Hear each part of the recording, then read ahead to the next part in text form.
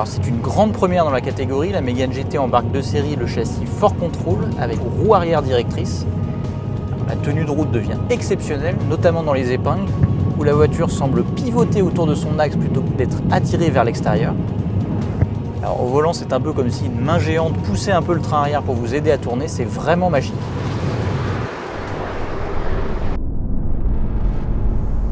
Le premier gadget de la Mégane GT, c'est la fonction rétrogradage automatique grâce à sa boîte robotisée à 7 rapports. Alors pour que ça fonctionne, il faut se mettre en mode de conduite sport, en position boîte manuelle. Alors quand on veut rentrer plusieurs rapports avant un virage, on n'est pas obligé de cliquer plusieurs fois sur la palette moins.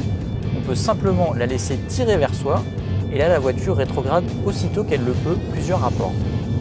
Et la dernière fois qu'on a vu ça, hormis sur la Clio RS, c'était chez Ferrari.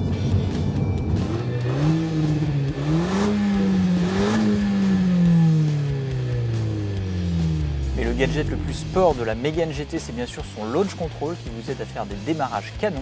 Alors pour l'activer, nouvelle gymnastique, il faut mettre le pied gauche sur le frein, tirer les palettes de changement de rapport vers soi, attendre que les voyants verts s'allument, appuyer à fond sur l'accélérateur, et dès qu'on est prêt, relâcher le frein.